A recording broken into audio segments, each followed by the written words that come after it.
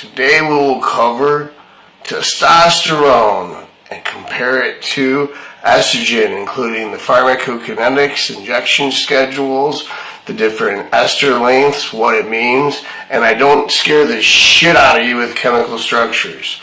It's not even that long, and I'll try to do a different drug a day just so you feel like, and then at the end, I will have a cheat sheet where I'm comparing them all, and you can look at it like you're buying a car. So today, not one, two people requested anonymously and not to be named videos on each individual anabolic steroid. And somebody went even on to say something. He says, I use you to study for my MCATs. That's the test you take to get into medical school. He says, there is not a single person on the internet that knows anabolic pharmacology. That's basic steroidology, or what I like to call alchemy. That's why I call myself the Iron Alchemist. Nobody knows gear like you. Not Enhanced Athlete, not Dylan Gemelli, not any of those guys cover gear with the actual detail that I do. So, why the fuck not, right? So, let's start with test. Alright, so test is just your basic testosterone. It's a normal male hormone. Testosterone comes in many forms. The natural body produces it about 7 to 9 a.m. The balls make it from cholesterol. L-carnitine transports the cholesterol into the Leydig cell that makes the testosterone. Also, vitamin D helps get the cholesterol to the L-carnitine. Alright, so the balls make testosterone. Testosterone is converted by aromatase into estrogen, which is bad. Okay? Testosterone can do a bunch of cool shit. Now I'm going to draw some shit and then I'll talk to you about it. Ready to be scared? This is what the inside of my brain looks like. Alright, so this is, you're like, oh fuck, I'm in school. No, it's worse than school. Alright, so test for testosterone, the main hormone. Bottom line is, if you don't understand testosterone, you have no business dealing with any anabolic steroids at all, even girls with Anavar. Shame on you. You need to at least know how the parent hormone works. Why? Because all anabolic hormones are modifications on the basic testosterone molecule.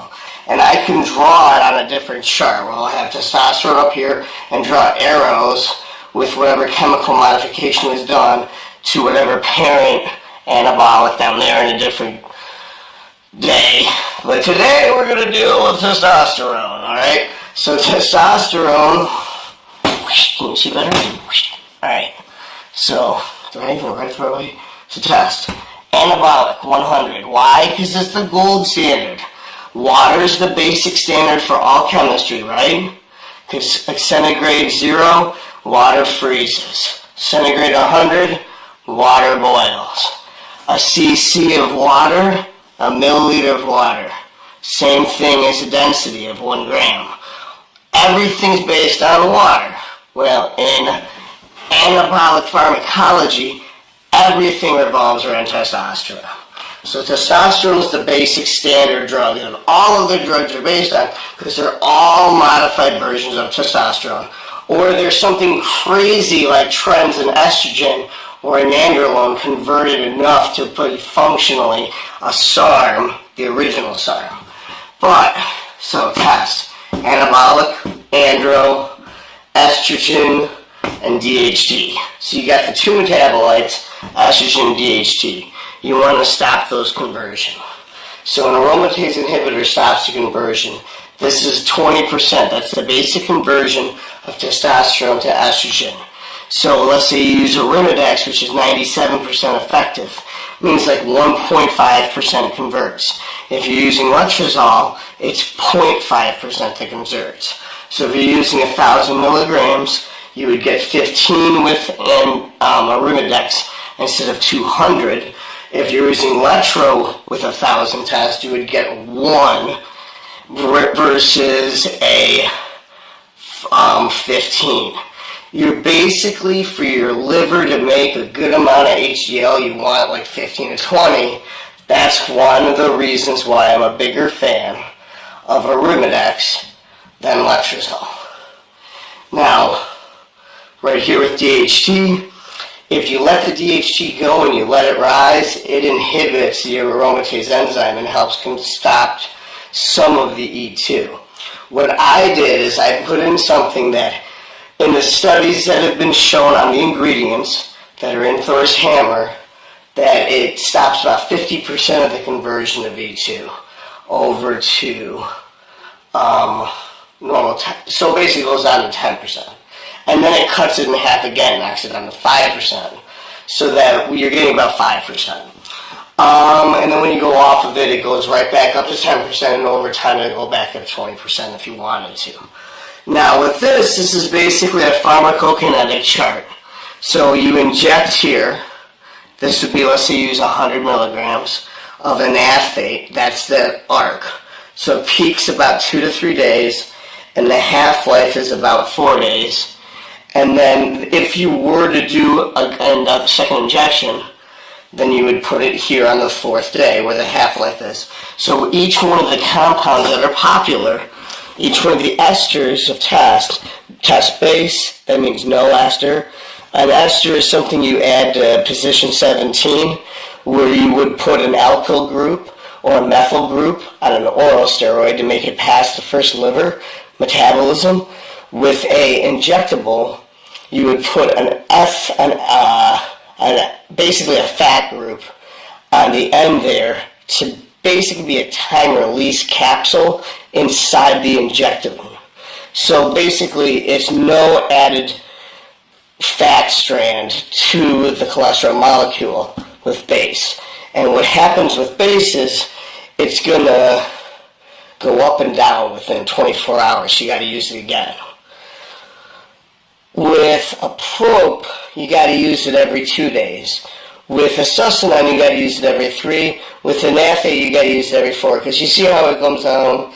If you want it to hit steady state concentration, which is usually 2 times what the normal level would be from a peak from a first load, is the 4th load peak. If you ever wanted to reach steady state concentration, really this wouldn't be it. It's the steady state concentration would be somewhere up here. 2 times this. But you try to hit it on the half-life itself. So for convenience, if you know you're running something like Tren Prop and you're injecting every other day, you would get Test Prop to go with your Tren Prop. So you're doing this, you're just timing your injections together so you can save time. If you're using something like Trenanaphate, you do it with an aphate. If you're using something like MPP, you would do it with succinone. And then I'll basically draw that down right now. This was going to get really messy, so I decided to do it this way. Oh, let's see if this works better. Sort of. Oh, not really. That bulb sucks. There you go. Let's do it that way. Boom. So what I did is I drew in a blue line to represent NPP, which is basically you would want to go every 3 days. See, I'll put NPP under the SUST, because SUST is every 3 days. You do the NPP every 3 days. And then I drew basically how the curve, the dotted lines, once you hit the half-life point each time with a new injection, you can mount up the level so that you hit the steady state concentration, and then it'll stay there. If you time the point of this whole conversation is that if you time the steady state concentrations with the half-life, you won't have permanently mounting levels, and you'll be able to stay at a nice, easy level. and be able to modulate your effects through adding in additional drugs, changing the milligram amount, or by changing your food around or cardio around or your training around, rather than just assuming that over time you're constantly mounting up this huge tidal wave of drugs that'll take a year or 2 years to wash out of your system, which would be terrible. So the point of that is that's why you have the pharmacokinetic arc, is to know which test you're using is you use this. And how much test you use, you really want to use hormone replacement doses of test, just because there's no benefit to growing on test, because as you can see, it's only 100 anabolic, but it's 100 androgenic. It's got a 20% E2. It really isn't that great on paper. That's why they developed anabolic steroids, was to have a better profile than this. So right now I'm going to draw up a chart where I'm just going to have the same thing without the pharmacokinetic terms, and I'll just switch between the two gyrations. So here in a relative potency chart, we've got the drug. You're like, drug. You're like, there's got to be a better way to do this.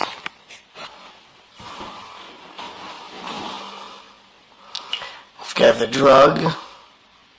I'm comparing test to Anavar, for instance, right here.